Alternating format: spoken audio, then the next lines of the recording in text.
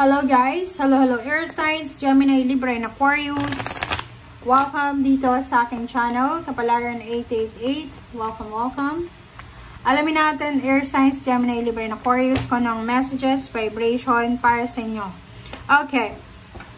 Meron dito na isang Air Signs, Gemini, Libra, and Aquarius. Maybe nasa ibang bansa siya. Maybe isa siyang breadwinner. Medyo may edad na siya. Kumbaga nagkakaedad na siya.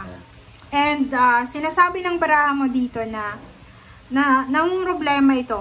Etong medyo may edad na to, namumroblema siya para sa kung ano yung mangyayari sa kanya sa mga susunod na araw. Namumroblema siya, maybe nasa lugar siya na kailangan niyang umuwi ng Pilipinas kasi wala na siyang trabaho. And may edad na siya. So, maybe marami na siyang mga nararamdaman na physical pain or kung ano man yan na sakit sa katawan.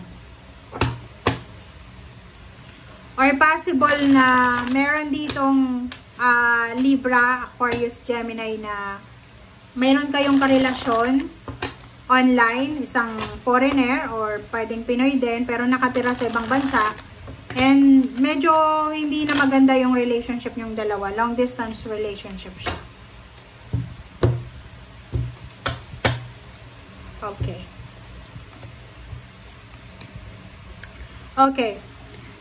First two cards natin is Seven of Swords and the World card.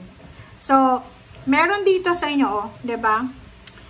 Merong Air Signs, Gemini, Libra, and Aquarius na yun, may mga plano silang mangibang bansa, may planong mag-retire, may plano silang i-accomplish or i-achieve sa buhay. Kaso lang, meron ditong nag-hold back. 'Di ba? May nag-hold back sa inyo. So, ibig sabihin, meron sa inyo Air Signs, Gemini, Libra, and Aquarius na hindi nyo alam kung ano yung gagawin nyo kasi nag-hold back kayo eh. 'Di ba? Nag-hold back kayo, hindi nyo alam kung ano yung sisimulan, ano ba yung tatapusin. Like for example, ready na yung documents mo para sa pagpa-process ng papeles. Pero merong pumipigil. Hindi mo alam kung ano or hindi ko alam kung ano yung pumipigil sa inyo, but maybe your own self, 'di ba? Yung decision mo. So, paki-comment sa comment section if you're resonated. Or kung nasa Pilipinas ka, wala ka naman sa ibang bansa, marami kang gustong i-accomplish, marami kang gustong tapusin, pero merong pumipigil sa'yo. Okay, wow.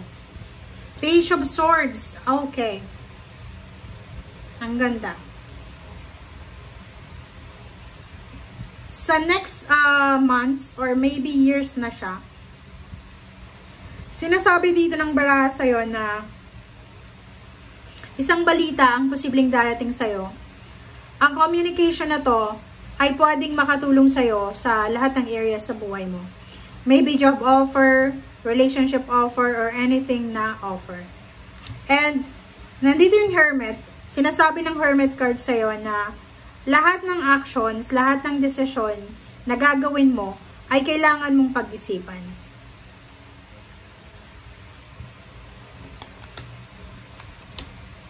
Oh, 'di ba? Tingnan mo. So, dito sa Two of Swords, tsaka Page of Cups, sinasabi sa'yo dito na kung ano man ang mangyari sa mga susunod na araw, buwan na taon, lalo na sa relationship, or lalo na sa emotion and feelings mo, kung medyo nagbabago-bago yung emotion and feelings, sinasabi ng baraha sa'yo dito na kailangan mong, kumbaga, bantayan yung feelings and emotion natin. Kasi, yung emotion mo, lalo yung mga Gemini, pwede siyang makapagpabago ng destiny mo. Diba? Yung, halimbawa, nakadestiny ka sa isang tao na to, dahil sa sobrang aggressiveness or pwedeng sobrang paghihintay, pwedeng masira yung discarding mo, na pangasawa mo ibang tao, or trabahong pinasok mo ay hindi yun yung gusto mo. Okay, so the Empress, dito sa Empress card, sinasabi ng baraha na maraming magsisimula. Maraming magsisimula sa buhay mo, maybe love life, maybe health routine, relationship, trabaho, pwedeng lugar, pwedeng may relocation, pwedeng idea kung saan ka mag-a-apply ng trabaho, idea kung ano yung gagawin mo sa mga susunod na araw, or marami tong ideya na pwedeng makatulong sa'yo. Okay, next card natin is the Devil, number 15, and Ace of Swords. So, dito sinasabi ng baraha sa inyo na mag-iingat kayo, Air Signs, Gemini, Libra, and Aquarius, mag-iingat kayo sa mga balita, communication, na hindi kayo sigurado. Kumbaga, fake news, chismis, or anything na hindi tayo sigurado, mag-iingat tayo.